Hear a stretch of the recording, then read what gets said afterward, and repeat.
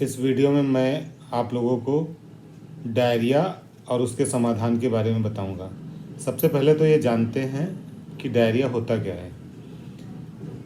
Medical की language में diarrhoea, हम अगर 3 से ज़्यादा पतले दस्त हो रहे हैं किसी बच्चे को तो उसे डायरिया कहते हैं।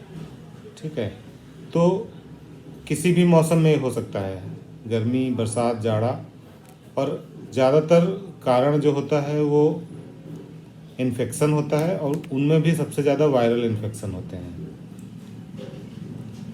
लेकिन ये देखा गया है प्रायः कि मोस्टली छोटे बच्चों में, जो कि 1 साल से छोटे हैं, उनको बॉटल फीडिंग करने से भी डायरिया होने के बहुत चांस होते हैं। बॉटल फीडिंग का मतलब है कि बॉटल से इन्फेक्शन जाने के बहुत चांस हैं। दूसरा, कभी कभी मिल्क को टॉलरेट नहीं कर पाते हैं, मिल्क को वो डाइजेस्ट नहीं कर पाते हैं, एक आम लैंग्वेज में बोले तो उसकी वजह से भी डायरिया होता है। तो डायरिया कभी भी हो तो सबसे इम्पॉर्टेंट आपका मैनेजमेंट या समाधान ये होना चाहिए कि सपोज़ आप मेडिकल फैसिलिटी को नहीं जा पा रहे हैं या डॉक्टर तक नहीं पहुंच पा रहे हैं, तो सबसे इम्पॉर्टेंट चीज़ है ORS। ORS को हिंदी में कहते हैं जीवन रक्षक घोल, और इसका फुल फॉर्म है ओरल रिहाइड्रेशन साल्ट। तो ये 2 तरह के होते हैं। मार्केट में आपको एक ये बड़ा वाला मिलेगा 22 ग्राम, ऐसा 22 ग्राम का बड़ा पैकेट ORS का, या फिर छोटे बच्चों के ये 4 ग्राम के पैकेट। ठीक है, तो अगर आपको बड़ा वाला पैकेट मिला है तो आपको इसे एक साथ पूरा का पूरा पैकेट एक साथ 1 लीटर पानी। अब पानी कैसा? पानी हमेशा पका हुआ पानी का मतलब है आपको पानी को उबालना है, फिर ठंडा करना है, और 1 लीटर पानी में पूरा पैकेट डाल देना है। अगर आपके पास छोटा बच्चा है, 2 साल से बड़े बच्चे में ये यूज कर सकते हैं। छोटा बच्चा है तो इतना ज़्यादा कंज्यूम नहीं करेगा, तो आप ये छोटा पैकेट यूज करिए। और इसके लिए 200 ml पानी चाहिए। 200 ml लगभग छोटा गिलास होता है, तो छोटा गिलास पका हुआ पानी भरिए, उसमें पूरा पैकेट डाल दीजिए। अब कितना देना है? हर लैट्रीन के बाद अगर 5 ml प्रति किलोग्राम, सपोज कि आपका बच्चा 10 किलो का है तो 5 ml इंटू 10 यानी 50 ml, तो 50 ml। अगर 20 किलो का बच्चा है तो 100 ml।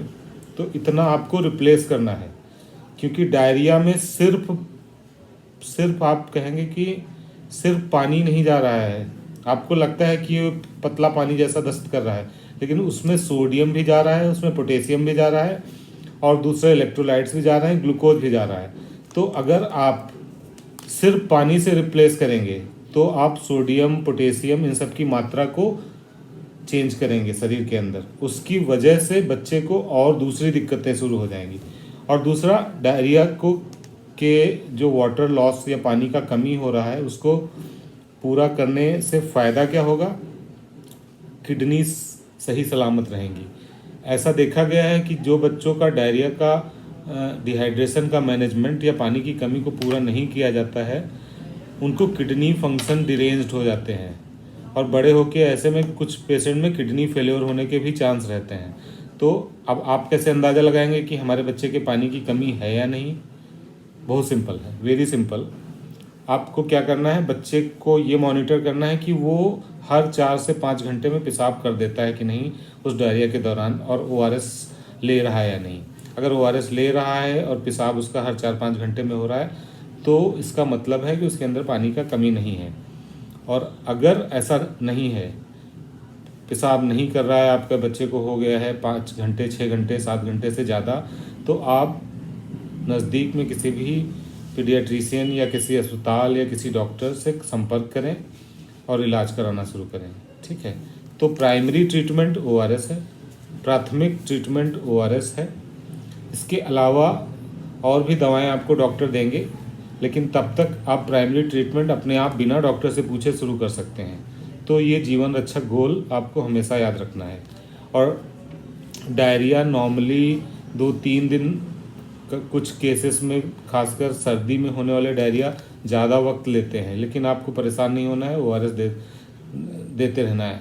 और अगर बच्चा ORS नहीं ले रहा है या लगातार उल्टी कर रहा है तो ऐसी सूरत में तो बच्चे को भर्ती कराना ही एक उपाय रहता है। ठीक है, तो मुझे लगता है कि आपका कॉन्सेप्ट लगभग क्लियर हुआ होगा डायरिया और डिहाइड्रेशन और जीवन रक्षक घोल के बारे में।